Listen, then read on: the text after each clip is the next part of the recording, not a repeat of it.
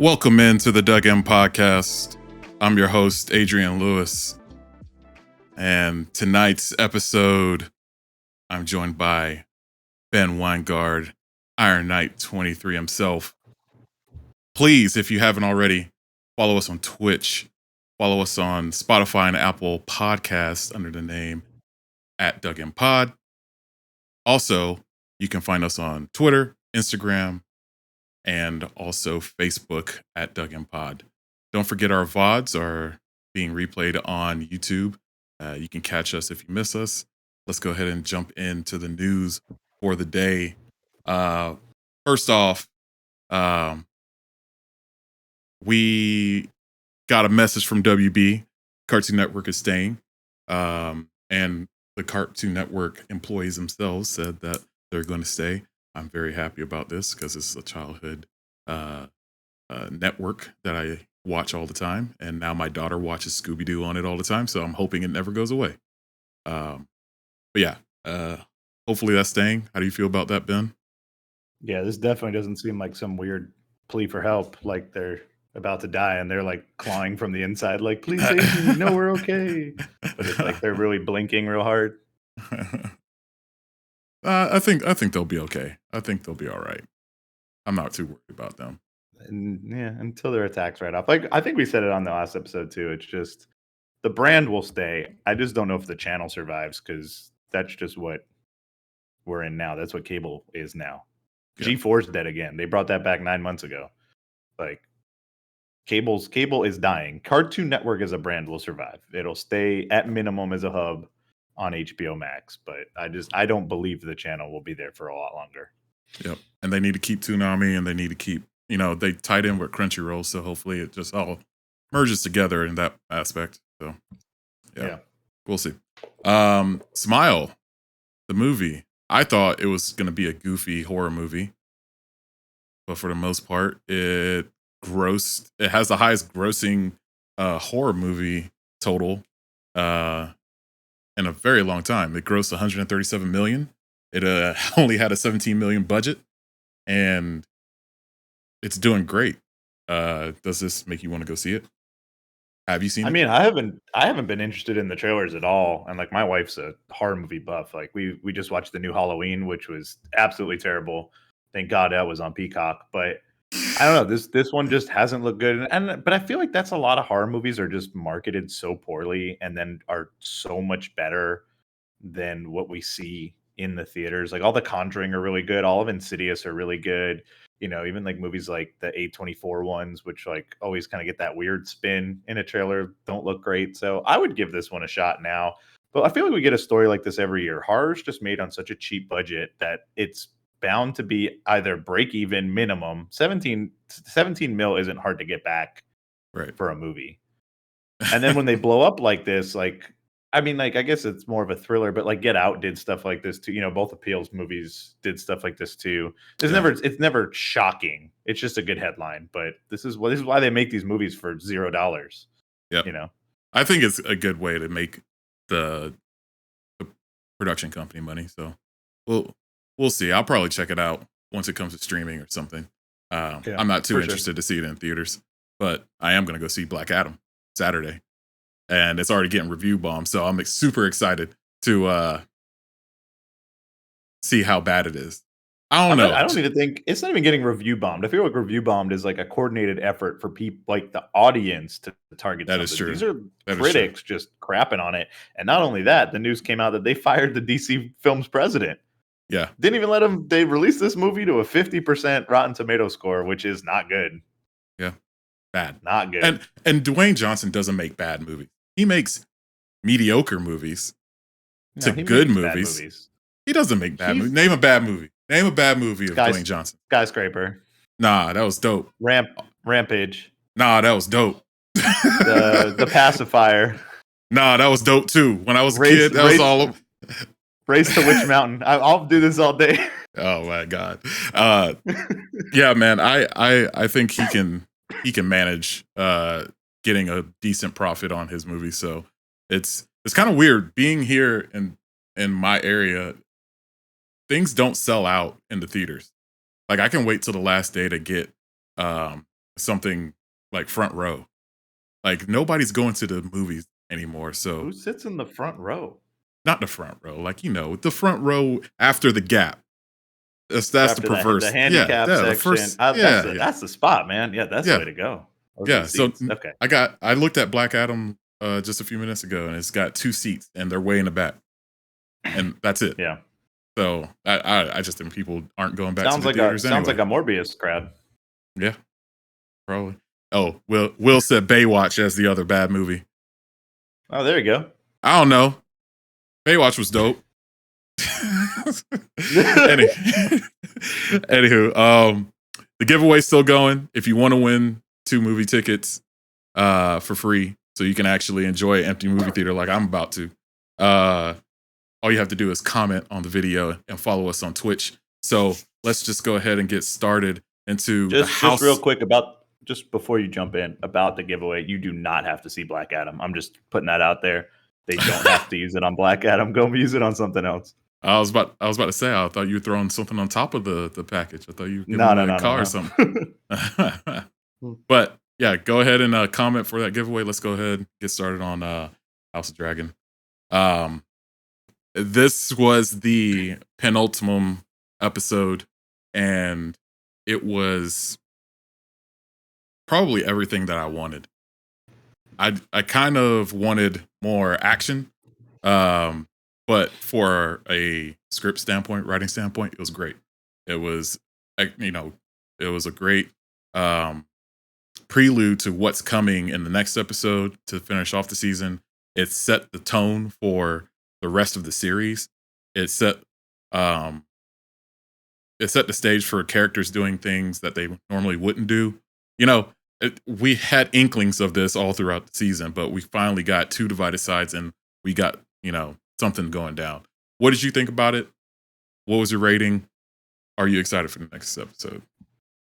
I like this episode a lot. I'm with you that there wasn't a lot of action, but I disagree that I think it should have had more. I don't think we're there in the series yet. I think we'll get there next season. And I think, episode 8, 9, and 10 of next season will be like a big battle or something like that. We're just not there yet. We're still in the politic phase.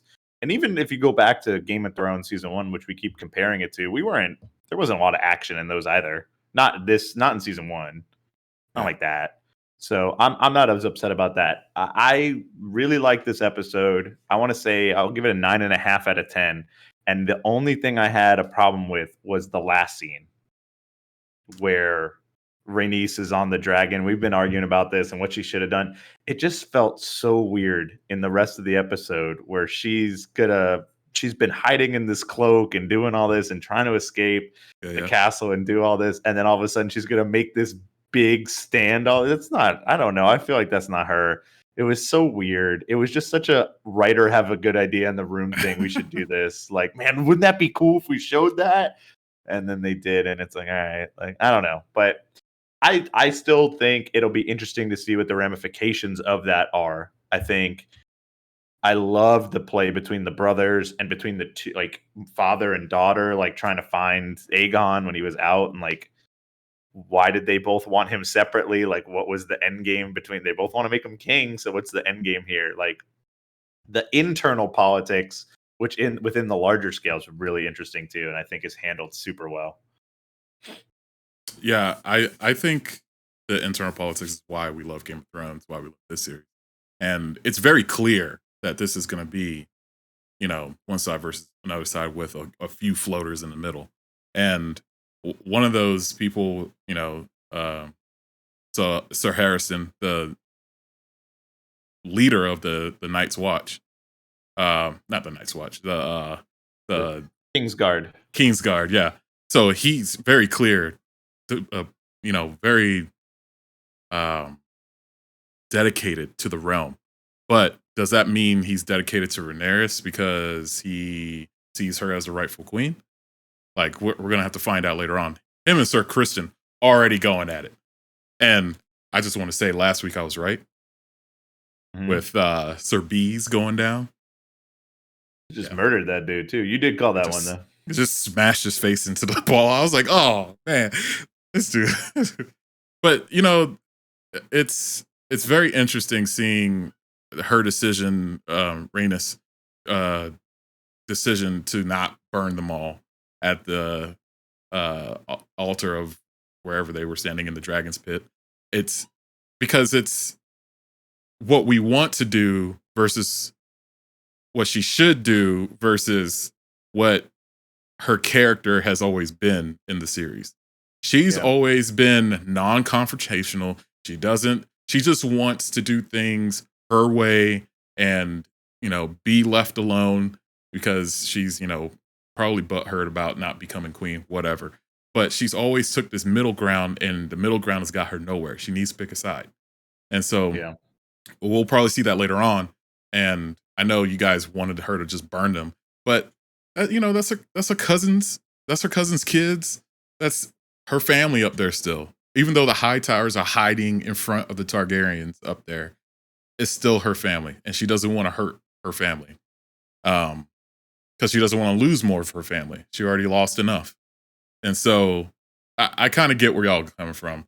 I just think that character motivations can still range and But see, a lot of different that's matters. my point of that whole scene is like it felt so out of character for her to even do it. Like she's never been the confrontational. It's like if it was what's her husband's name? Phelan? Lord Corliss, right? Yeah. Yeah, like if he had done it, cool, I get it. Like that makes perfect sense to me. Yeah. But it was just so weird to see her do it when it's like it was very clear like if they'd just shown her fly away on the dragon, I feel like it would have made 100% more sense than what Yeah. we got. I also think they wanted to show that for leading up to, okay, Rhaenyra is gonna find out. They're gonna lead to everyone realizing, okay, now it's gonna be a real fight. And I don't know, between Allison and Otto, he lost the whole, because the first part of this episode was find Aegon, Aegon. right? Yeah. And then they lost that battle, or Otto lost that battle, and he tried to come afterwards in the chamber and say, hey, we were one family. Hey, nah, get away from me with all that. Allison was like, I'm not having it. All right, move on. We were never one. We were not a family, all this stuff, And I think that's going to cause divide within the High Towers, but it's going to make Allison do things that she doesn't want to do because Otto has the entire council behind him. He was already planning for the king's death. He was already planting the seeds. It's just a mess. And so once they get on the same page, they're going to be or if he gets out the picture, they're going to be, High Towers are going to be aligned. But as long as they're not aligned, they're going to lose. They have to get on the same page. Yeah. And Robert Baratheon, said it in Game of Thrones. He was like, what's greater, 5 or 1? And he was asking Cersei, I think it was season 1, and he goes 5. He goes 5 or 1. And I think Rhaenyra is that 1 with the fist closed. So, Yeah, her side seems fairly well aligned in general. You know what I'm saying? Like, we got the dragons, we got 2 families that were falling apart. Now they're back together. With the Valerians and her own Targaryens. We have her and Daemon on the same side, very clearly aligned because now he gets what he wants, even if he's just going to be like king consort. He don't care. Yep. Like he got the power he finally wants. So like, yeah, they're definitely a united front. Yeah, and last thing, I get to ratings real quick. We have Rhaenyra playing with basically her own people at Dragonstone, but now she's going to get some free agents from, King's Landing and some floaters from other parts of the realm. They hung that one guy because he swore loyalty and then tried to run. I bet his house is going to come and say, look, where's our guy at? You killed him on the King's Landing for what? For treason? Okay, yeah, you're not even the rightful king. I'm with Rhaenyra. It's just going to cause a big mess, and I'm excited that we have something. Yeah, and I'm kind of excited for those free agents too, because there's so many houses we haven't heard from yet that we know, and we know put are the players. They put the thing on Winterfell, so hopefully, like either next episode or season 2 opens up with Winterfell. Ooh, baby. That's what I'm saying. We need like the Starks in there. Like, do they get involved? Are we gonna get any even if any of their like Bannerman families? Like, there's just so many names we haven't even heard yet Yeah. that we know are probably gonna be players. So it'll be cool. Yeah. Yep. All right. So rating for the show or for the episode, not the show. I said 9.5 out of 10 on this one. Yeah, I'm with you. Same. Yep. I don't think I've dropped below an 8.5 this season. I think it's been high quality the whole time. So I think I'd have to go back and listen. And I don't know if there was like one that was just a little slower, but I feel like it's been pretty high highs the whole time. And I feel like overall as a season, like we're humming it like I almost want to say like a near like even if every episode isn't hitting, just as a season cohesively, feels like a solid 10 out of 10 so far. Like I want to see how they end it and like kind of land us into the next season. But I don't know, man. Like even if every episode isn't good, the sum of the parts are really, really good. Yep. Yep. All right. So moving on to Rings of Power. Ben, I know that you've been asking for this for a while. For way too long. You finally got your rings. You finally got them. I love it. Thank God. Season finale, one of the last scenes, and you got them. I thought they were gonna go without actually showing them. I was gonna laugh. It was touch and go, but I loved it. That part is probably the part of the finale I really liked the most. I didn't dislike the finale. I thought it was fine. It was heavily predictable.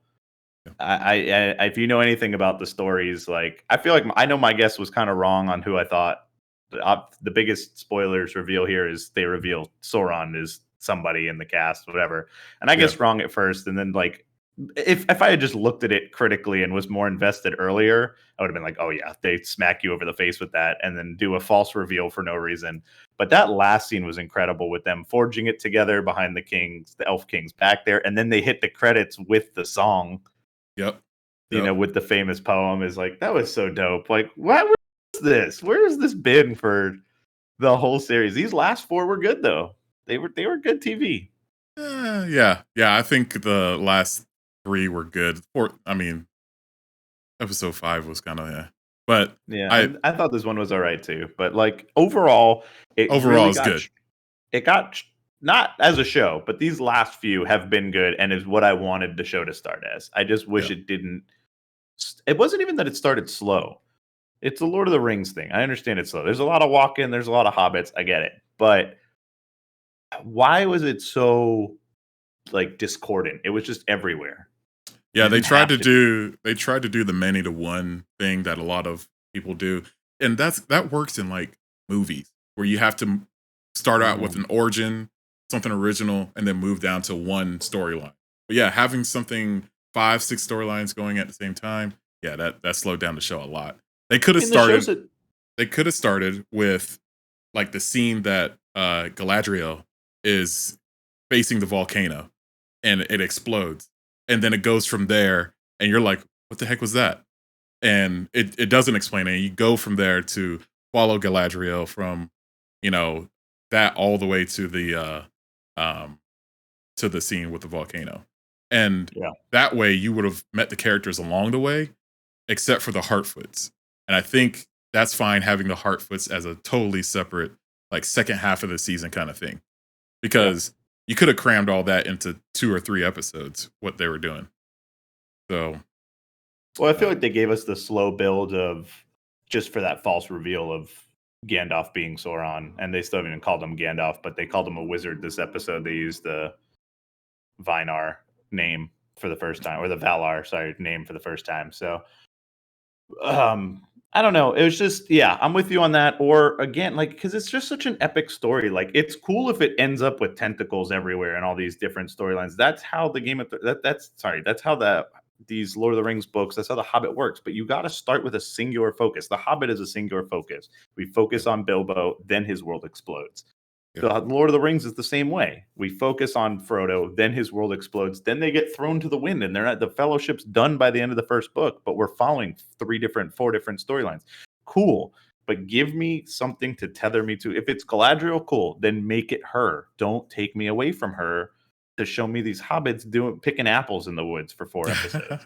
And once we get to the point where she's meeting characters and doing things and all these storylines are finally coming together, even though like Elrond's off doing his own thing and the Yeah. hobbits are, that's when the show really started picking up steam.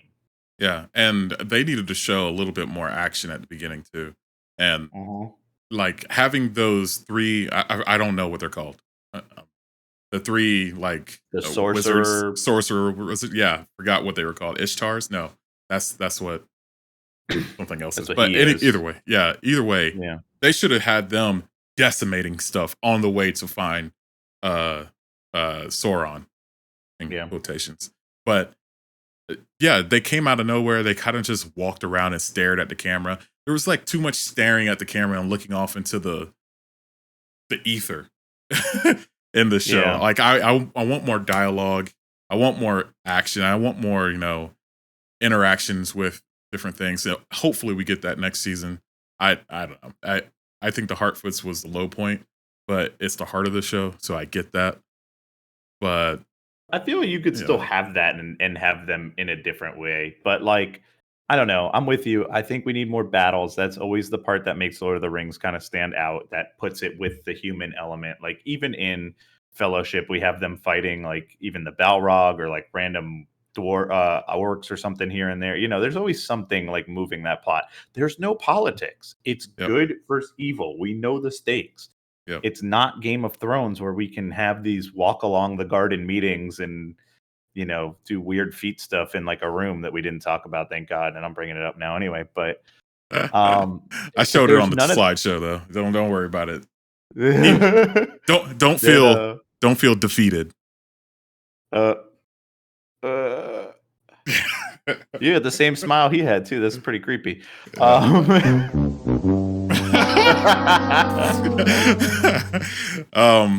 Yeah, no, but I don't know. Like it needs that action piece, and it needs like you said, the heart, or it needs that villain. Like we didn't really have that villain. Like we had that weird orc master guy who then disappeared. He didn't even show up in the last couple episodes. Like he's like, I did my job. I'll go see you later. Yeah, Adar was gone. Very weird.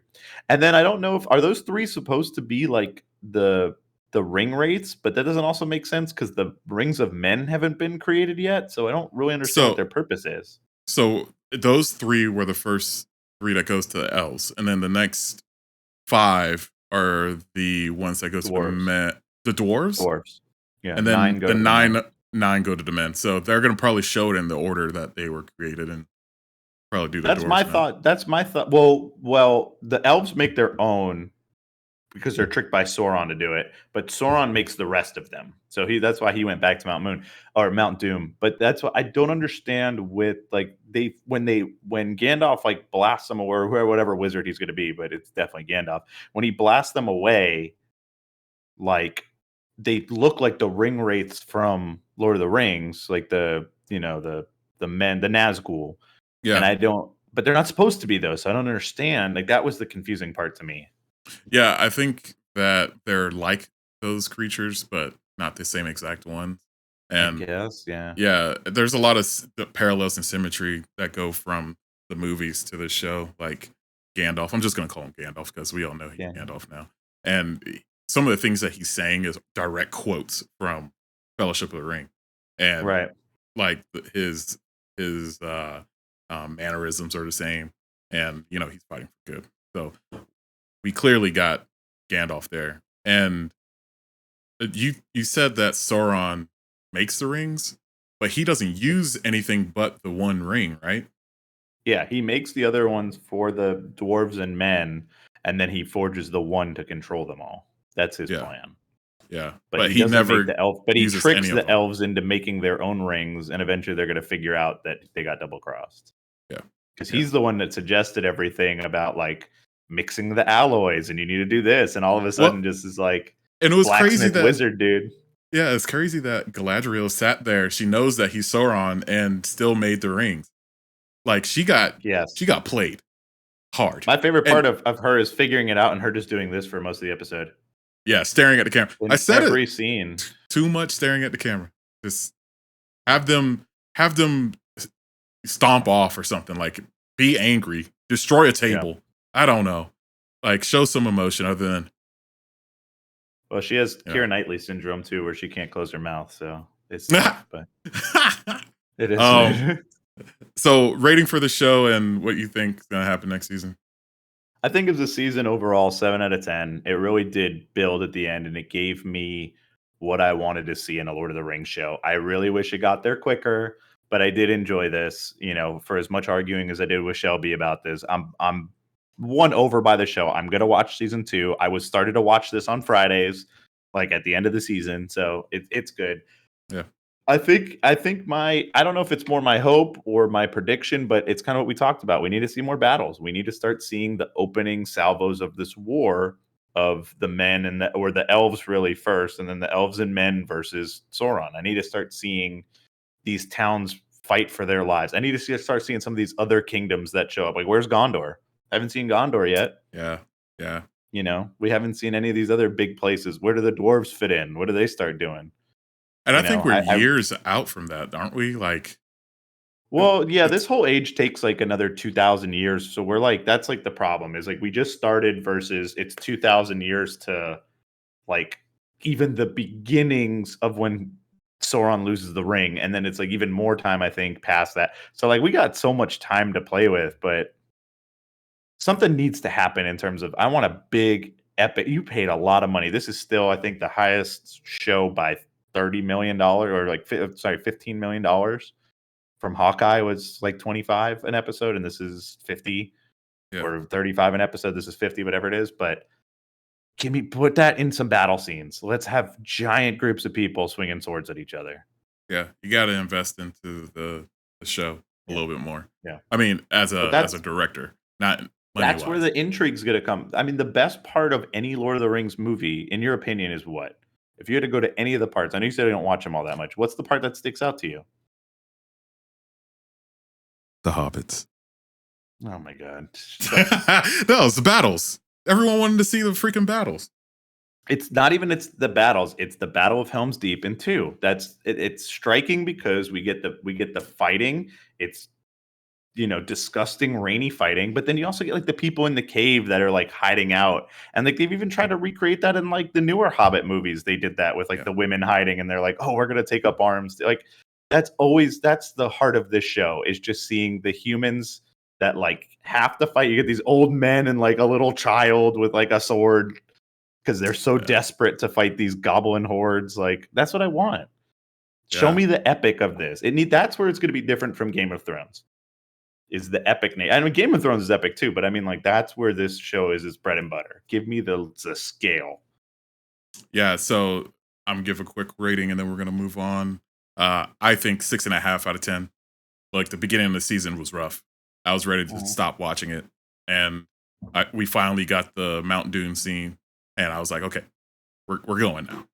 And you know, the characters, they do too much high level talking. I wish they tone it down just a little bit and just get to the point. Um, Also, their motivations were all over the place. Gladriel Mhm. for the first part was like, why is she feeling like this? Why is she all over the place? And oh, because she wants to keep battling for her brother. And you know, it tied up pretty good at the end because she had to make the sacrifice of the last thing she can remember her brother by. But it's for the greater good, I guess, or being played by Sauron, however you see it. I think next season they're gonna start again.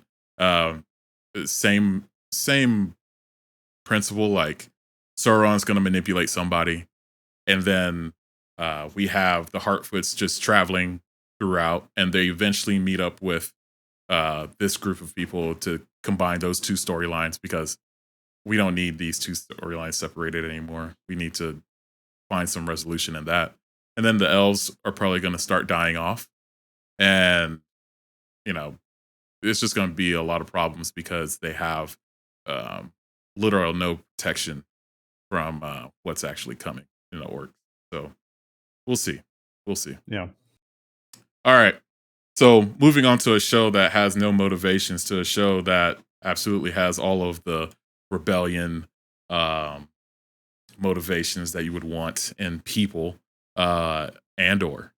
Andor has shocked me on how good it is. It is surprising that a Star Wars show can feel like this and uh, hit me like this after I've seen so much Star Wars. And, this is boots on ground stuff. This is people interacting with other people. This is trying to find a motivation on why we want to survive in the world. This is like real world stuff that we can relate to. And I think that made this show a lot better than any of us thought it would be. So I'm only on episode 6, so we're going to review all the way up to 6. I know you watched 7. So what do you think about it so far? What did you think about episode 6? This show is incredible, man. It's so good. It's better than it has any right to be. We literally, and we talked about this last week too. We wrote this show off so hard. We didn't care. He was my least favorite character in Rogue One, and I'm so excited to get to the end of the season and rewatch Rogue One to see if I have a better appreciation for Cassian. Because I love Diego Luna's performance, even in the movie. I liked it in the movie too. That wasn't my problem. I just didn't like the characterization. But now that we're getting this backstory, man, oh man, like it's incredibly real. And this is how you get away with having a movie or a Star Wars show without the space magic, which to be honest, I love. I do want to see that. I want to see Ahsoka do some cool crap in her own show. I want to see some of them show up in Mando or Boba Fett, whatever. But in a show like this, give me the real people living in this world that shows that it's an actual war. And again, I know you didn't see 7, so I'm not even going to talk too much about it. I don't want to spoil it for you. It gets even more real toward the end of the episode, and it's the real trigger of what's going to pull him into this war. And it's incredible, and it's touching real world issues that is what science fiction does best when it handles that kind of stuff. So I don't know, this show's been absolutely incredible. I think we talked about it too. I thought it started really slow, but I think it's picked up and it's been interesting, and it's hit a couple different genres too. We had like the heist movie in these last 3 episodes. It seems like each one's like a what's it called? Like a little trilogy of itself. We had like the Thief on the Run in the first one, which I didn't love, but it's still good. Like every part's good. All the actors are so good. I don't know. Yeah, I think that a lot of the show is it's just so it does really well in the fundamental of what a TV show should be. Like, give me a character that I'm wondering about. Give me a good main character that has a story that's not predictable, that has real motivations. Like, he just wants to get paid for this mission, right? He just wants to get paid and get out and escape from his life on that planet. He runs into basically a martyr for the rebellion and has his whole life switched around. He sees all these people that are motivated by different things, even though some of them are for the same reasons he is, like stealing all the money, or motivated by the rebellion, or motivated for their families, motivated by the Empire killing the families. Like, everyone can relate to that. Everyone can relate. Yeah. I go to work, make the money. I go to work to escape the famine. I go to work to, blah, blah, blah, on and on. Or I'm motivated in this cause because this happened in my life. And it the show does well in that area. And it does well just directing. That the scenes from this one was amazing. And I thought it was like, this is what the sequel trilogy should have been. It should have been showing us some awe-inspiring stills, and they just don't. Now, the show isn't perfect because I thought the scene when the girl was running away after putting the communication disabler thing on the side, she was running away right within line sight of the guy's vision. Yeah, that's not real. They'll be looking around, people would have saw that, or security cameras, whatever. But this was the first time the rebellion has done something major. And you saw that on the characters' faces after they escaped, or after every checkpoint, basically, they were getting more and more relieved instead of being so tight like they were at the beginning. They were like, okay, we done this, so we only got this left. Oh, we're at the money, so all we need to do is put the money, load the money. All right, we're up and out. All we need to do is get into orbit, and we got it. And this was big risks. Like a lot of characters died. Get my Kofi hat out because the black characters died. Also, in Rings of Power, literally all black but two character people died. I'm gonna be honest. Hold on, all but like two people died. So Look, yeah, CJ, who died first? Who died first? You're right. But clearly everybody could get it in this episode. Though. Yeah, but that's good. That shows that there was some real risk behind the rebellion, and the Empire being fat and smug like they are. They just didn't realize it was coming. How about that part when he's putting on the belt and he can't get it? And I was like, man, this reminds me of Robert Baratheon in Game of Thrones. He was like, get my breastplate extender. And he sends the squire out, and that starts like, breastplate extender. What are you talking about? And it's just, just oblivious to what's really going on, Yeah. And that shows how oppressed the Rebel Alliance is at this point, and all the people of the other planets and the Outer Rim are oppressed by the Empire. So, I think that's a point too, and you haven't watched this yet. So again, I won't go into it too much. But 7 kind of deals with the ramifications of that too, and the Empire's response, because now this is on the news, getting picked up. What does the Empire do now that they did figure it out? And that's an interesting take. Yeah. They get into also, and that's pretty great. So I don't know. I think the story's building well. Yeah, I really hope that we keep getting stuff like this out of Star Wars. Like, please make Ahsoka like this. Like, have some real motivations. Maybe show her with the Rebel Alliance or the Resistance after the events of Rebels. And I don't know, man. I fear for the other series because it's going to be very hard to replicate this. This show's like getting up there with Game of Thrones. It's not missing at all. And it sucks that half the panel doesn't like Star Wars and they get turned off because of all the old stuff from Star Wars. They're going to miss this show. And it's good. Yeah. And you probably don't need to have Star Wars knowledge to enjoy this show. So I think it helps.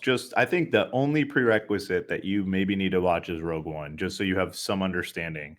And I think you can even watch it after and be okay. But like it's clearly where you need to set up who this character is. But I think they've done a good job in the show giving us enough information on who Cassian is as a person, who he is as a character, that I didn't need to watch Rogue One. I can just hop right in and be in it. And that tells me it's a good show. Yep. And the acting, like you said, was great. And I feel like even though these are like C-list actors, they're given a good go at it. Like the biggest actor that we have in here is Qyburn from Game of Thrones. Like, and he's crushing it. And for the Intelligence Bureau. And, I mean, the biggest actor we have is Stellan Skarsgård. Like, let's not sell him short. Like, he's a pretty big deal himself too. But no, you're right though. Like, but I don't know. I think it's impressive when they did that whole getting the team together shot and all this distrust. Every time we get those in a movie that's not like Ocean's 11, where it's like everybody's a superstar actor, that scene always sucks. Somebody's always the weak link. It's always like some like weird, really good actor, and then a bunch of CW actors. And like you said, these guys are like nobodies with no credit. I'm sorry if they do have credits because everybody was phenomenal. I hope they start breaking out because of this. I loved every single one. I believed all of them. Like the weird nerdy guy with like, I have beliefs, like is going to eat it at the end, and then eventually does. It was so foreshadowed. Like this guy's about to die. This guy's going to die. You can't believe in the cause that much, man. Come on, chill out, dude. But every single one of them, I love the leader. I actually believe she like at least thought she was in charge. I love the gruff former stormtrooper, or at least like whatever he was kind of guy. He was imprisoned or something.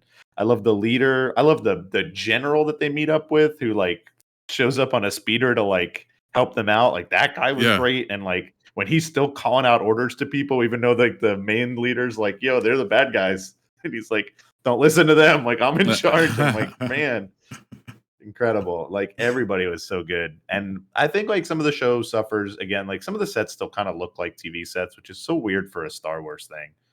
Yeah. Like Boba Fett, I think it's better than Boba Fett, but there's been like a couple parts where it's like when they were loading up the ship and like those dudes are like clearly upstairs on a soundstage. I'm like, bro, what is this? Yeah. That's some of the stuff is, they're using the volume or using their small locations to their advantage, Yeah. or using, a predetermined set to film and uh, reuse it as much as possible, which I kind of respect because you're cutting down on the waste of traveling and the waste of money, and you're putting Yeah. everything you can as efficiently as possible. So, I'm not gonna harp that much. So, I but am. Go boots on the ground. You better go to Tunisia and shoot this shit like he did in 1973. Like, let's go, bro.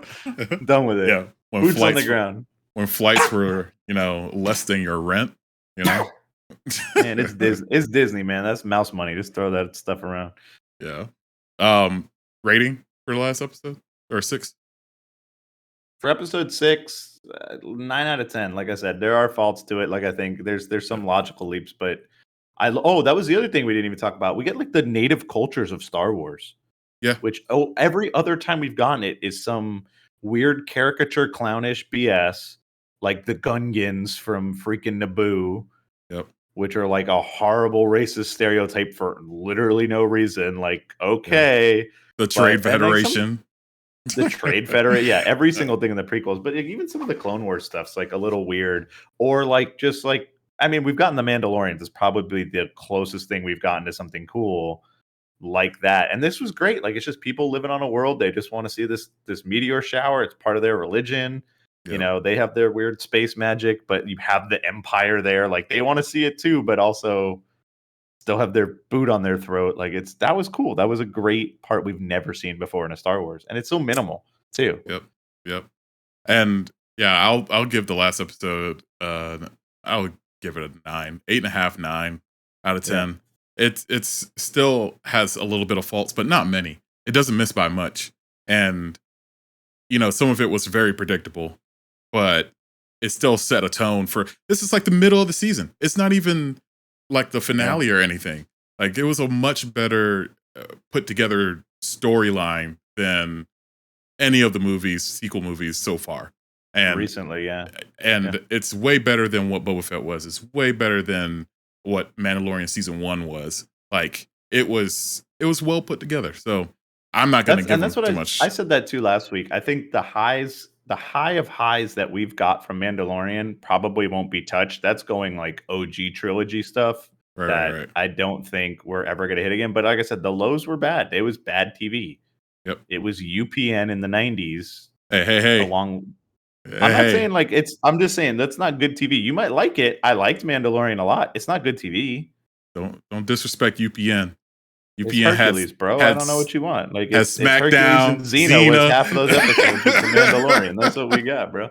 But like you Yeah. said, so thinking about this before we move on, I'll let you move on in a second here. But last thing, you just said this episode was predictable, and I agree. We've seen this heist before. We've done this several times. We've done this in a Star Wars movie. We literally saw this in Solo.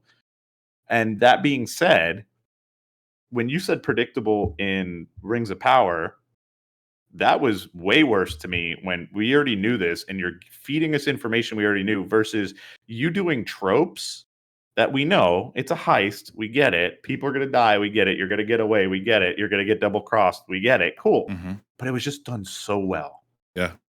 Yeah. that I'm interested. Like, I'm cool seeing a trope I've seen before if it's done well. There's a Yep. reason it's a trope, Yep. but you got to do it right. And they hopefully they're getting directed to do another season of this, or like I there's I think don't so. I think think they get one more at least, is what they said. yeah, I don't think you can stretch from this season all the way to Rogue One without showing something there in the middle. So yeah. I think the plan is this ends and then next like you said, it's the middle of the season. We still got time. But this ends with him kind of like really getting in, and then the next one is gets him like right up to Rogue One, is what I've been reading online. I don't know how true that is. Yeah. We'll see, but that's my understanding. Yeah. Hopefully that happens. All right. Yep. Well, moving on, we're running out of time here. Moving on to She-Hulk. So, season finale of She-Hulk, something unexpected, but on the show we kind of made fun of it. It was lining up to be the normal Marvel ending. And the first 15 minutes, I was like, all right, here we go. Normal Marvel ending. They're going to all come out of nowhere and fight. And then out of nowhere, she makes fun of the storyline, which I think is hilarious because that's how she was in the comics. She was like, hey, hold up. Your writing stinks. Get me out of this. Like, do better. And she basically calls out, all the things that we've been calling out about Marvel and their predictability. And it's done pretty good. Like, she fourth wall breaks literally out of the show and out of the Disney Plus menu to go into the Marvel offices in Burbank. Yeah, like you see the Mickey statue and everything. I'm like, okay, this is a little bit much. And this was one of the scenes from the trailer when they released like before the season came out. Like her landing in Irvine or wherever, Burbank, was what we saw her first time in the suit that we thought. So yeah, that's right. They had this planned out for a while, but probably from what we heard on the internet is like there were reshoots and stuff like that. But I think they had this plan all along and they executed it all right. The ending was kind of silly. Nothing really mattered in the show, which it wouldn't have mattered anyway, because that's what it was. That's what the show was. Thank you. And it was. It poked fun at itself and it made fun of the production and like they really didn't take it that serious. I love the Kevin Kevin robot.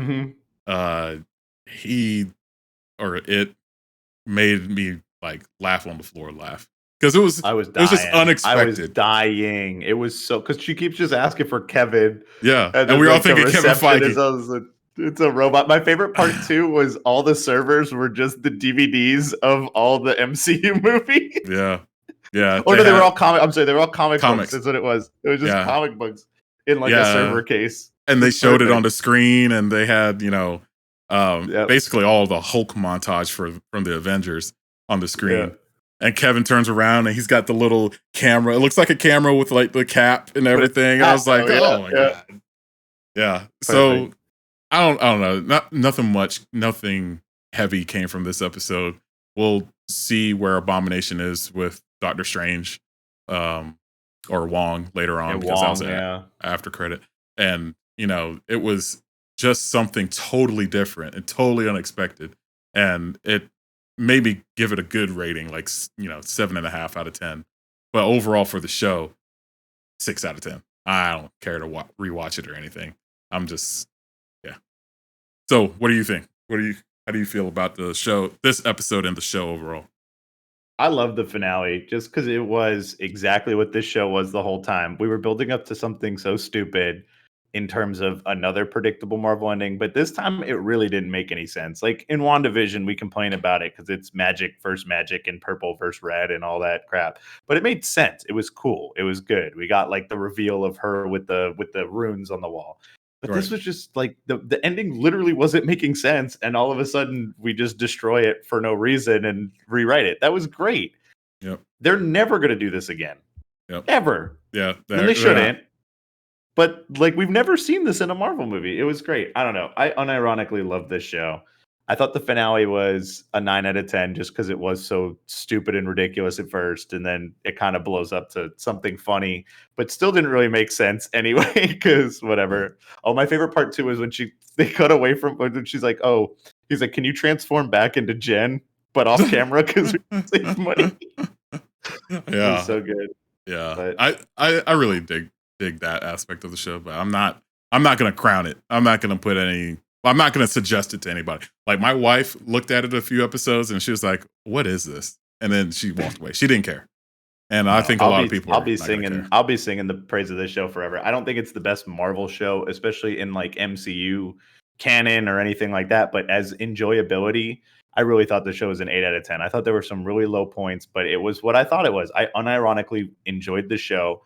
My wife and I, Chantel, watched it with me every single episode. She was rolling around with me, laughing every single time at the same parts. Like, the wedding episode was down, whatever, boring. So the retreat one was weird, not as funny. But I will rewatch that Daredevil episode. I guarantee you, probably within the next week. Of course, when I'm down, I'm gonna rewatch that one. It was so good. Hey man, Papa's got needs, just like Mama's got needs. Papa got needs. She needs Matt Murdock.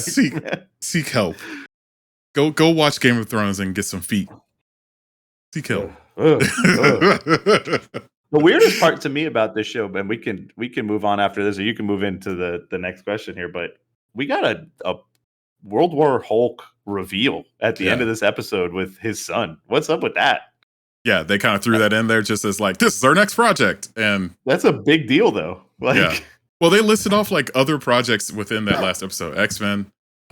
They had the music for Wakanda Forever. They had the Hulk. They showed the Abomination. Probably the Thunderbolts are going to be the Abomination one or whatever. So they still did their thing of like, these are the next projects, but here's a funny way to do it. Like, please don't take this show seriously. And they even commented on the VFX artists going on to the next project. Say something about it. I was like, all right, Disney, you're already pushing the buttons here, man. So we'll see. Yeah. We'll see. All right. Well, so we're going real quick on the Thunderbolts part 2. Harrison Ford cast as General Thunderbolt Ross. What are we thinking about that? I don't like it either. Yeah, I don't like it. I kind of wish they let his death in real life affect the movies, kind of like they're doing with Chadwick. Yeah. And like bring it up in the movie and make the Thunderbolt still, but it's like maybe this was like his dying wish, or they're going to do it because General Thunderbolt Ross has been pushing all this stuff. I don't like him recast as, like, let Harrison Ford be somebody else. There got to be somebody else he can be. Yeah. Well, isn't Ross supposed to be Red Hulk? Red Hulk too, yeah. Yeah, you're going to get 80-year-old Harrison Ford to do that. Stop it. Yeah, right. I don't like it. Like, recast completely younger, like make Ross have a son or something like that. Just don't do it. Or don't, and move on with his memory and have someone else step in and be the Red Hulk and whatnot. Or just have Contessa lead the team like you already are setting up anyway. That was the weird thing. Yeah, it was weird. I don't like it. Very bizarre. And I think that's just like hey, Harrison Ford, thank you for doing Star Wars Indiana 7, Jones. 8, and Indiana Jones. Oh yeah, 1 million. So yep, I gotta rewatch those crap. Anyway, moving on to football. We have a Pick'em League, and if you haven't already joined the Pick'em League, this is week 7, and I'm still on top. Look at me. Call me Lana Rhodes. I'm still on top. All you had to do again was just not pick a game. Look at you. Look at you. No, I just, it was a glitch. I picked all the games. I don't know what happened. We'll see. So we're tied. We're effectively tied. So no. I'm in first place. You're in second place. Look at the order. Okay. All right. So it says tied for first. If you look at it on the app, though, we both have a 1 next to us. So well, no, but I'm in the first line. You're in the second line. See, that's how the world works. Still tied for first, but it's fine. Right. Well, yeah. And Shelby's in third.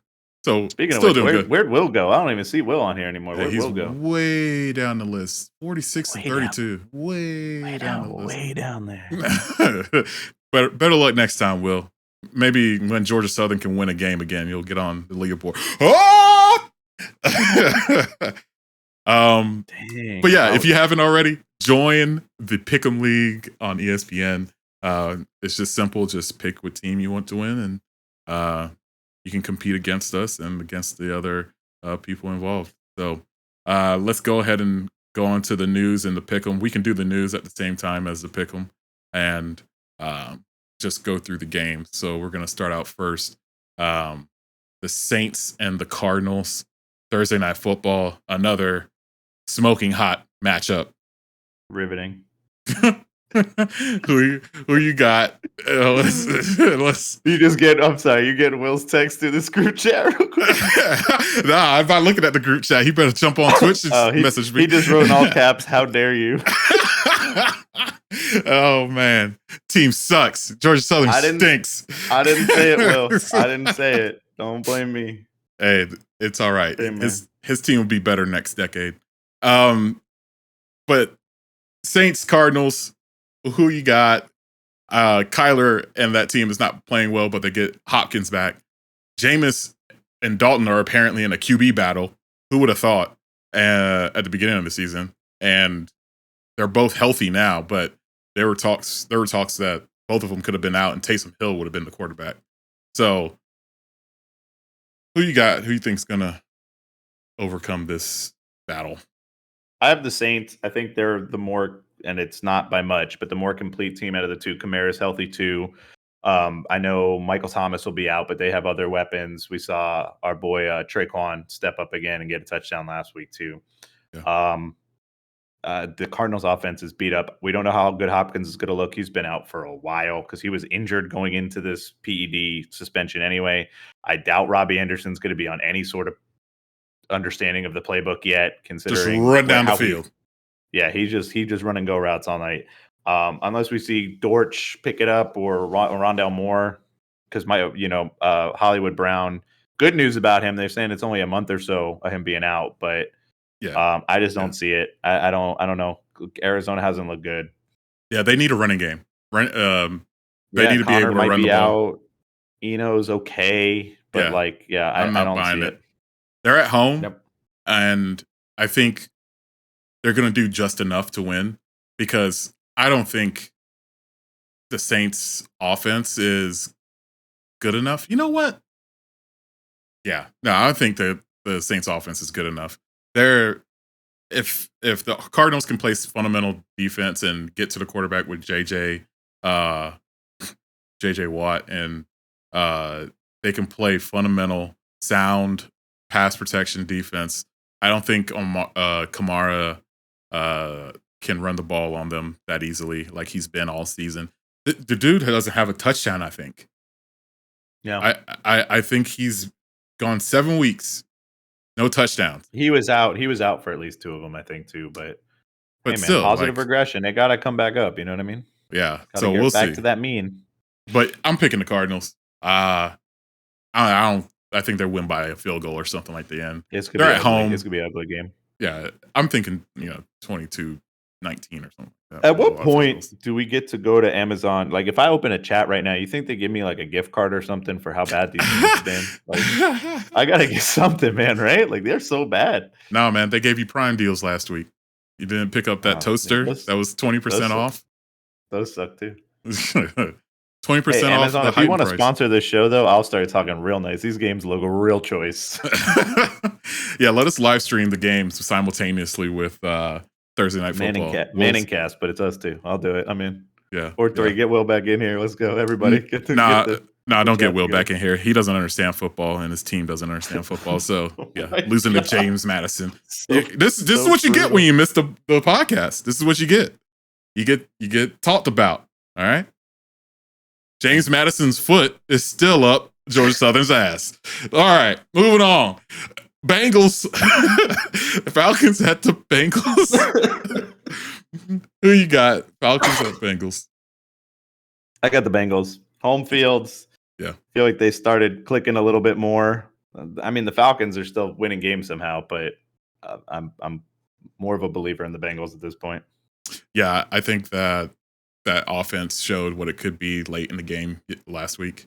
But the Falcons surprised everyone and beat the 49ers. Yeah. Oh, man. We'll just 49ers? Yeah, 49ers? Trash can. No, Will just commented. I knew he would come out of here. Georgia Southern. He said James Madison lost to Georgia Southern. He came out. We beat James Madison. Do you even watch football? Apparently, you don't. According to this Pick'em League, you don't understand the game at all. Anywho, I'm picking the Bengals. Also, I don't think the Falcons can run the ball right now. I'm real big on running the ball to control the game and open up your passing game. Mariota's been playing all right, but it's at a point now where you're facing a team that can actually outscore you outright without playing defense. So you're going to need your offense to really get going, and I don't think they have the firepower. So Yeah, me neither. yeah. All right, so we got Cowboys, the Lions at the Cowboys. The potential return of Dak Prescott. He is off the injury report. So we'll see if he plays. I'm going to go Cowboys. I've been tricked too many times by Detroit. They're coming off the bye, and it seems like everybody's healthy, but I don't know. I can't do it again. I can't pick them again. I'm picking the Cowboys. Yeah. They almost beat the Eagles with Cooper Rush. Come on, Zeke is alive. Zeke was running like he was old Zeke. You got Michael Gallup back. You got CeeDee Lamb. You got Brown, up and coming receiver. They just need their tight ends. Their defense is good too. Their D line is monsters. Well, Michael Parsons is a monster himself. Yeah, and then but they're forcing turnovers again too, like they did last year. Diggs, like Diggs doing his thing too. Which he gets burned a lot too. But yeah, if there's anything we know about Jared Goff, is he loves throwing to the other team. So yeah, wouldn't shock me. Yep. Colts at Titans.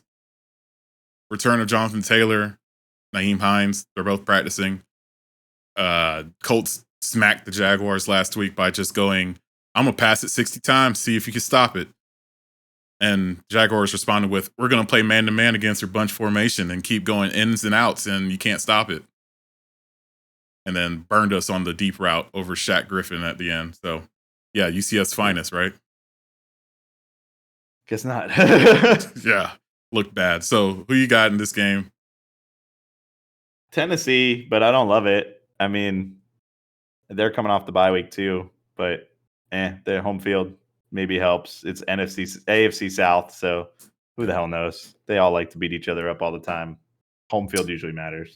I'm gonna go underdog here. I'm gonna go pick the Colts because I don't know. There's something about the Titans coming off of a bye. They come out sluggish, and even though the Colts are just a very low powered team right now, I think they can come out and jump ahead, and they feel re-inspired after last week. So I think they're starting to figure out what that offense could be. They just need to execute a little bit more. I don't know. Derrick Henry. Deion Jackson had a better stat line than Jonathan Taylor did since week 11 of last year. And that's Deion Jackson. Like, now you're getting your top back healthy. Like, hey, maybe let's game plan around that guy. Yeah. And not Natty Ice. We'll see. We'll see. Or let's maybe get him involved in the passing game like they did with Deion Jackson. For some reason, they don't let Taylor do it. It doesn't make sense. So I don't know. Somebody that has him in Dynasty, like, I need to see that breakout. And if you're right, I'm not mad, because that means Jonathan Taylor should be cooking too if they're ahead. So, and I think that this is Wright playing for his job this year. Like, he's coaching for his job, and it's been 3 years of replacement quarterbacks, and you haven't like trained one that you drafted or anything like that. You sacrificed a lot for a playoff run. And they were on the cusp. They made the playoffs the first year. I feel like they were on the cusp last year, because then they go like 9-8 or 8-9, whatever. They were like right there. Oh, yeah. What happened? But what happened? But what happened last year? Did the Jags beat him? Is that the Jags beat him the last week of the season? There you go. Yeah. But right now you're sitting at pretty much essentially 500 with 3-2-1. Another division game that you need to win. You already, what do they at least split in the division, because they lost to the Jags once and then beat them. I don't know if they played Houston yet. I think they tied Houston. That's right. So you're 1-1-1 in the division. Got to win this game. Like, yeah, I'm with you. Frank Reich's hot seat. It's getting hotter, man. Yeah, not a good look. Yeah, we'll see. Green Bay at Washington. Green Bay did not look good last week. They looked good in the first half, and then I do not know what happened. They've done that 2 weeks in a row with Tampa Bay, and then last week. So I don't get it. I don't understand it. But apparently, this is something that is supposed to get corrected.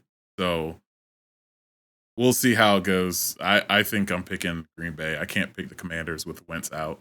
Even though Heineke is the better pick here. Better Yeah, I think the offense looks better for Washington with Heineke under center. I think home field matters, but their defense is trash. And I think that, like you said, yes, Green Bay suffered against two very good defenses back to back. yeah. Tampa Bay's been legit. They made adjustments in the second half and shut them down. And the Giants might be the best defense in football. I don't know if Jets. they are, but they're very, very close. Like they look Jets. real good on defense. The Jets are number 6 offense or defense in the league right now. I was like, what? Let me The scoop them Jets up or in the Giants? the Jets. Oh wow. Yeah. New Jersey football, bro. Yeah. I was like, all right then. All right. There's some weird football going on right now too. Yeah. Weird football. Yeah. But yeah, I'm going Green Bay though, just to win this one. Yeah.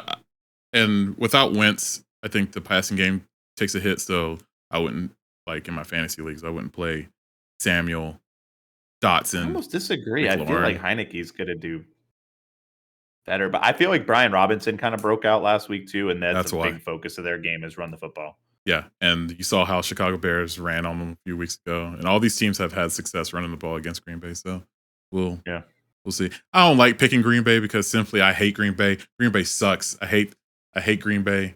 You know, not a good football franchise. They just get lucky with the quarterbacks and they save them. You know, let's see them work with someone like Jordan Love. You know, Green Bay stinks. All right, let me stop triggering Shelby. All right. Bucks at Panthers divisional game. I mean, you got to go Tampa Bay. They suffered a bit last week too, but I think they're the better team. Yeah, Tom screaming at his team, but Carolina stinks, man. They're real bad. Look, I don't know how Tom got away with not practicing, not flying with the team, then showing up on game day, and then gets to yell at us. Somebody should have put that man in the hurt locker. Like, it don't make sense. On the other side, Carolina's a mess.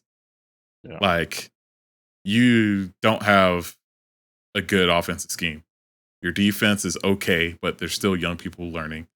Christian McCaffrey is trade rumors just flying around. You just traded away Robbie Anderson. Good win on that trade because he should have went to waivers and then someone would pick him up. And then you have they don't know who their quarterback is. They don't even know who their quarterback is. I was about to say Sam Darnold just got activated, and now is it PJ Walker or is it Sam Darnold? And is it CJ Stroud? Like, is it none of them? That's what I'm saying. Like, who is it? Who's the rookie that they just drafted? He's already on IR because he hurt his foot in the preseason or at the end of last year. Matt Carroll. Carroll, yeah. Corral, yeah, whatever. Corral. Golden Corral. Yeah, it's just a mess over there, and I don't expect them. They lost at home last week. They're going to lose at home this week. So, good luck on that draft pick. Keep at the number 1 draft pick. Keep losing. Tank it all the way. Draft someone good. Trade away CMC for another first-round draft pick so you can get another running back and a quarterback. You're already in tank mode. Giants at Jags. I got to say the Giants, they just look like a top team in football this year. The offense is figuring out ways to win. Daniel Jones didn't throw a touchdown last week. Yep. They won that game handedly. Yep. They came back again and handedly won that game. But it's the defense. Who's the one that got hurt in the preseason that they thought was like lost for the year? Their early round pick from wasn't he from Oregon? Yeah, Thibodeau. Oregon. Thibodeau is a monster. Every time that game comes on Red Zone for me, that dude is in the backfield mauling a quarterback. It's insane. Yeah, he's a beast. What a pick. And this dude was supposed to be lost for the season. He's back already, and they're 5-1. Yep. I don't know. I don't see the Jags beating them. I don't. Well, you're wrong because the Jags are going to win. Here's how. Okay? Here's how. This is going to be an easier game for the secondary. Daniel Jones is not going to dice him up on quick passes like what happened last week.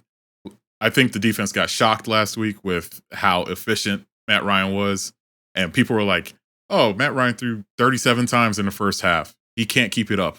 No, he did. He kept the pedal on. That was their main offense. Now this week, I think with Daniel Jones being there, I don't think the quick passes can happen that easily. I don't think they have a receiver to throw to except for Wan'Dale Robinson and Saquon Barkley. That's about it. So Bellinger's come out of nowhere as their tight end, and he likes Bellinger a lot. I was like, wait a minute, Bellinger is kind of nice, and he's got 2 on the year, 2 TDs. So 2 TDs in the last couple of weeks and a bunch of catches like before that too. Like he's all of a sudden became this like favorite target when everybody else is out. And I think even when people come back, like, are any of them good? Kenny Galladay stinks. Tooney don't want to be there. Like, this Slayton, dude's like, hey, I'll catch passes, Daniel Jones. Keep throwing to me. Yeah, there's no way. Even though the Jags might be without their expensive DB and Shaq Griffin, I still think that it's a better look for the Jags defense because he was not playing well last week. And I wanted him to get benched because he was playing so poorly. Put Campbell on and put the backups on the other receivers. But I think the Jags offense kind of figured it out with how efficient Trevor Lawrence was. 90%. Wasn't a lot of yards, but he was still very efficient. Rushed for 2 touchdowns, too. Rushed for 2. There was two QB sneaks, basically. And then pass for 1. Nice, back shoulder throw while on the run. So, I don't know. It's hard to figure out what Trevor Lawrence is without seeing the whole season and how he progresses. And right now he's progressing he's stagnant. Like I need to see a game where he's making all the reads, all the proper things. He's using his feet. Like it's either or. I need a mix. Daniel Jones kind of got it figured out. He's using both his feet and throwing, but he doesn't have any Jones weapons. Is playing for a contract. That's why he's fifth year. He's trying to get paid, man. He could get paid by somebody because there's some bad. Even if he's not back in New York, there's some bad quarterback play. Oh, he can go to the Colts too. There you go. Yep. Hey, carousel continue. The Jags are a favorite, so I'm just saying you might be right. I'm just telling you. I think people are sleeping on the Giants, man. I don't get it. Well, let them sleep because they stink. Let me stop my hate. Let me stop my hate. They're good, man. They're good at football. All right. So Browns at Ravens. Who you got? Ravens. The Browns are in free fall right now after those couple good games early. They look real bad. They look lost. The defense Jacoby is not a good quarterback. Hey, you're starting them, I think, in our redraft. Hell yeah. So since you're playing me, he's gonna do well. 17 points. He's gonna get 40 points. I think the Ravens need to figure out their running game. The J.K. Dobbins is back out. They got Kenyon Drake, but like, is he gonna last? Ain't it though? Yeah, he ain't it. We've seen that story Gus before. Edwards is still hurt and playing around on and off the PUP list and all this stuff. That's a weird spot where I think having a healthy running back. Why don't they trade for CMC? Real talk. Why not? Yeah, that would be amazing. Like, because then it opens up Lamar to run. It opens up. I mean, he's also missing Bateman too, who's his top receiver. But and Andrews is on the injury report too. So this will be really interesting if they don't have any of their weapons. But Lamar is playing out of his mind, man. And still, but he's kind of been trending down from those top couple games too, because like all these weapons are gone around him. There's only so much he can do. Get him help. Like you said, Daniel Jones was playing for a contract. Lamar's playing for a contract. Yeah. Look, last week was bad. Last 2 weeks have been kind of bad. But he still put up numbers. He is the focal point of that offense. And I think he's going to show with Brown. Brown's defense is not up to par. I mean, they have no smoke other than Myles Garrett. Yeah. That's about it. So we'll see how loose Lamar can get. I don't know his record historically against the Browns, but I imagine it's good. Probably not that bad, yeah. So we'll see. I know they lost one time when Nick Chubb ran all over that defense. I don't think that's happening again. And they're 6.5. That's the part of the defense that seems pretty solid too for the Ravens too. They've been all right against the run. It seems like the passing game's been killing them. The mayor, he's healthy. He's in the middle of the D. He's doing well. Calais Campbell. So yeah. Jets at Broncos. I hate doing it, but I'm picking the Jets, man. The Broncos stink, and Absolutely. the Jets look legit. I don't know if Zach Wilson's it, but all those young dudes around him are making him look better. I mean, and even this last game they won, and Garrett Wilson and Elijah Moore did nothing. Yep. Look, Can you imagine when he figures out those two guys are his receivers? I'm so mad that they have such good weapons. Over the last few years, they've drafted well. And then they have a Yeah. defensive minded coach that finally has turned it around. They're using so Quinnen Williams, right? On the line, doing well. His brother Quincy Williams, though, used to play for the Jags. He was like a cut.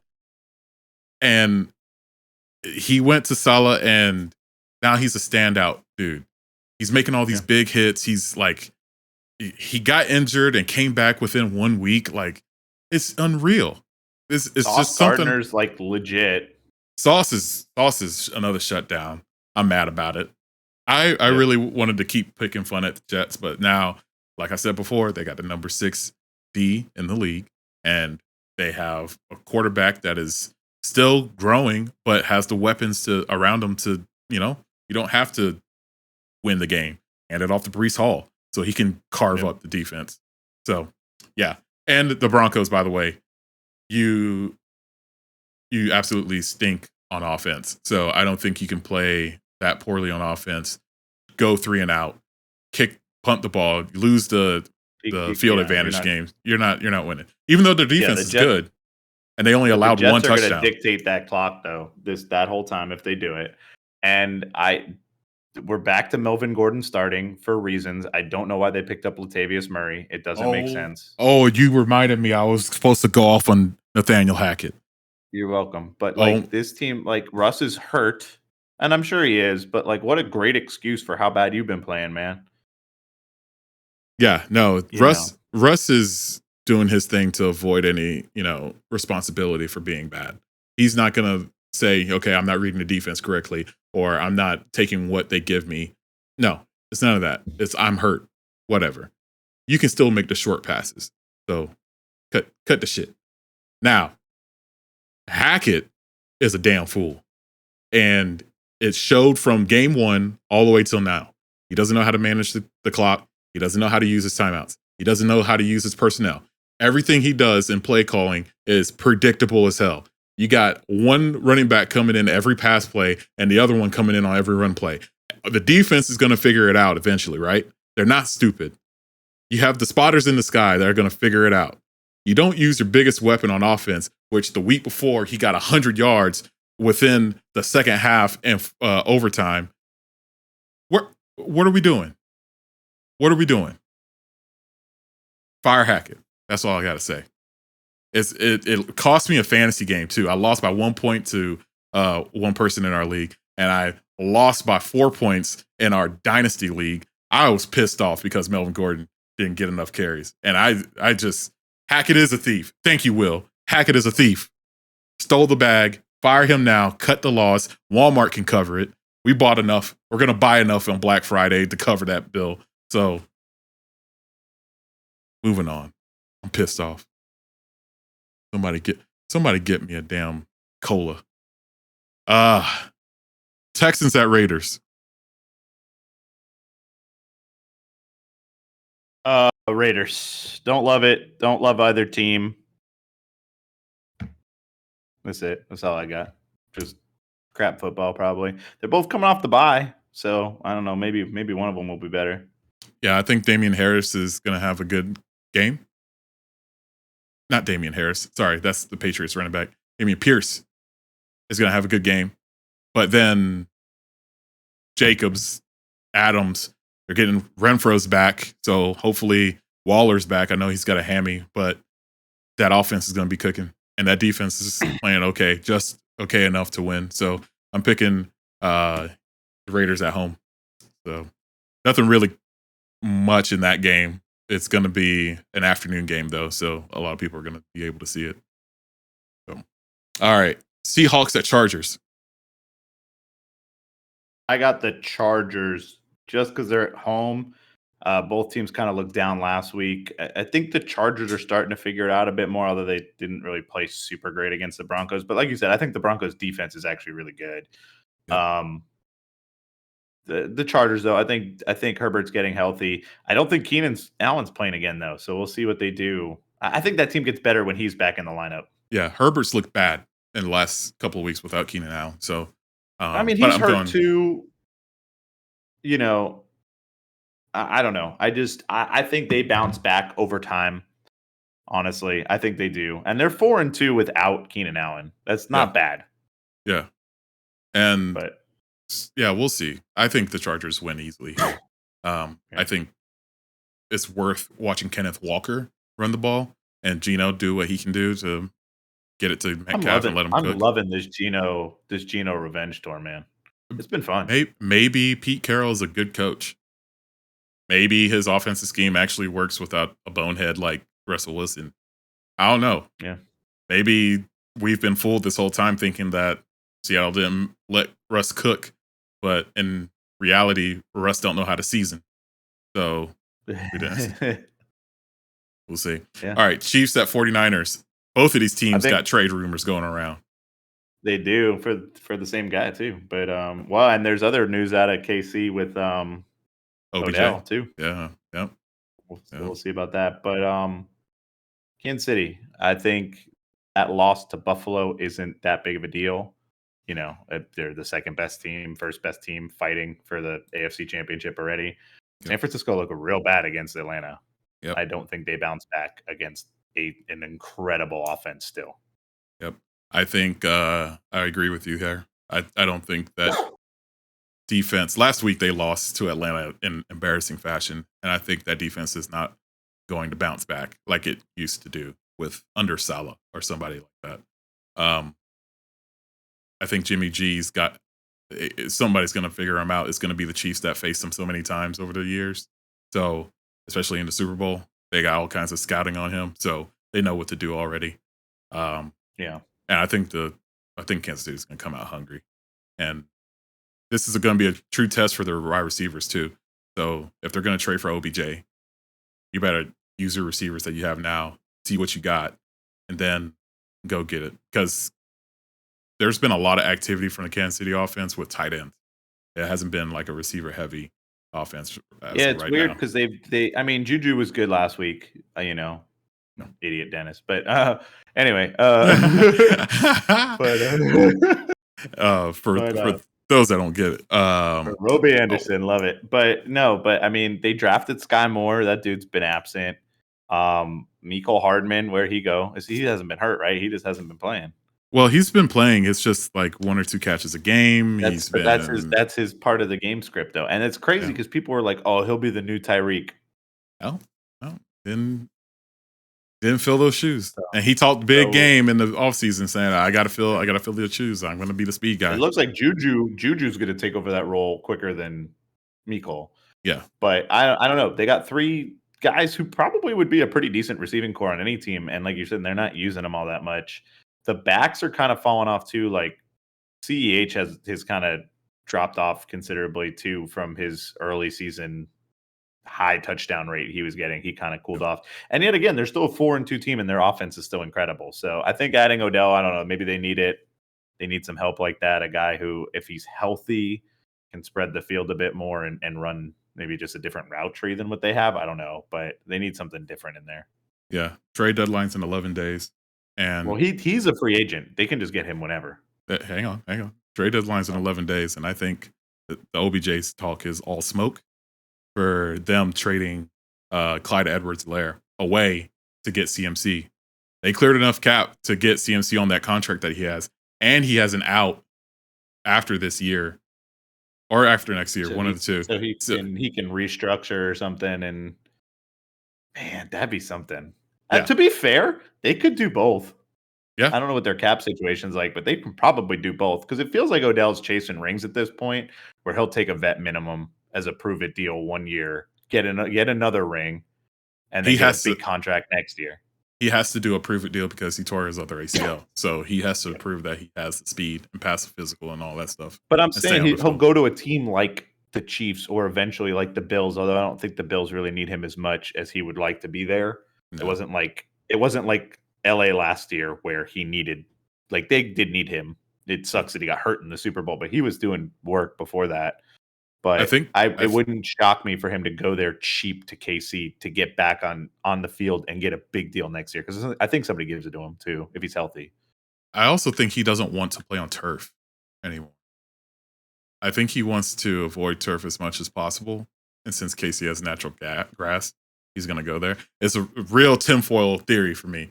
But every time he's on Twitter and somebody gets hurt on turf, he's very loud on Twitter about it. So Yeah. I think he just hates it. That's why he probably won't pick Buffalo, and he'll go to the KC or San Francisco or I don't know, something like that. So Yeah. yeah, Well, don't go to San Francisco. You're just going to get hurt anyway. So just don't go there. Yeah, true. All right, Steelers at Dolphins. I got to pick the Dolphins here. I was hoping the Heat would help, but it's the Sunday Night Football game, so I don't think we got that in our favor. And Pittsburgh's coming off a win against Tampa. That said, though, Tua's coming back. That offense has looked pretty bad without him, although Waddle and Tyreek look good. But this team looks so different with Tua there. It clicks differently. It's functioning well. I don't know. I just don't see it happening. I think our defense kind of rights the ship too, although we have a lot of injuries in the secondary, which is supposed to be our strong suit. So maybe if they're all coming back at the same time too, you know. Yeah, I think the Dolphins have this one also. I think that there's too much speed on the field for that defense. Now, don't get me wrong. Last week they thought that the Steelers were going to get blown out, and they played well with their backup DBs. But I just think that the Bucs receivers versus the Miami's receivers are a different breed. There's too much speed from Waddle and Tyreek, and the running game from Mostert, and the running game from Edmonds. Like, combined, it's just too much everywhere.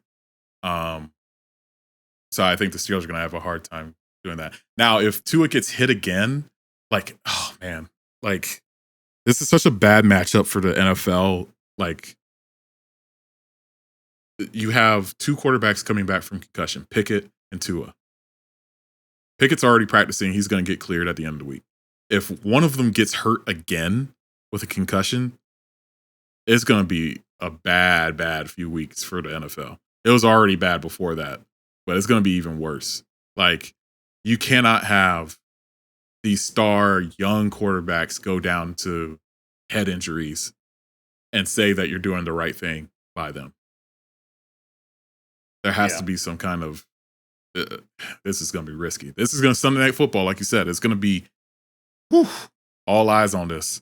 So, but tough luck. Steelers stink. That's another team I hate. Sorry. All right, last game. Bears, Patriots, Monday Night Football. Pats at home. I think that defense, Bill has the defense back, man. I don't know. And I just don't think the Bears offense is that good. And Fields is hurt again, hurt his shoulder apparently last week. Yeah, that team's too much. Zappy's gonna drop dimes again and use all the weapons that he has. And Ramondre Stevenson's gonna get loose.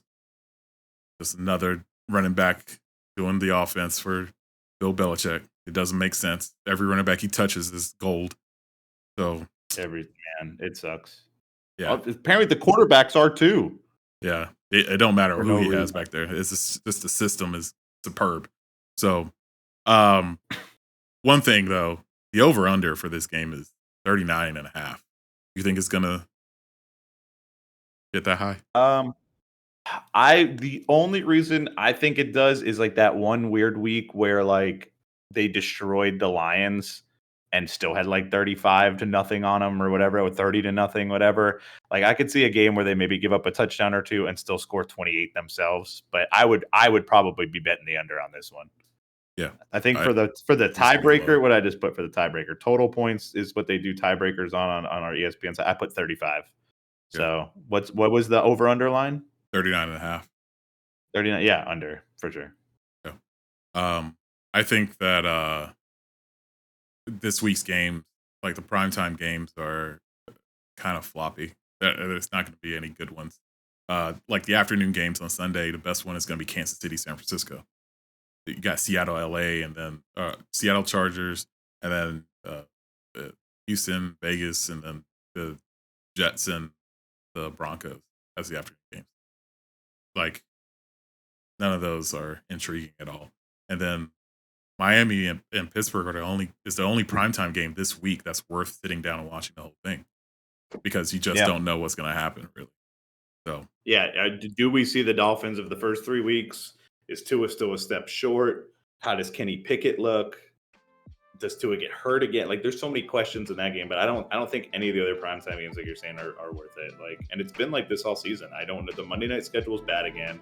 Thursday night is bad again. Yep. I don't know. We need like flex games into those. Yep. All right. Well, we're gonna see how this week goes. Remember to join our Pick'em on ESPN if you haven't already. Follow us on Twitch. Follow us on Instagram. Follow us on YouTube at Duggan Pod, the Duggan Podcast. You can also catch our VODs on YouTube. You can also catch our replays of our podcasts on Spotify and Apple Podcasts. We'll see you next week. Have a good night.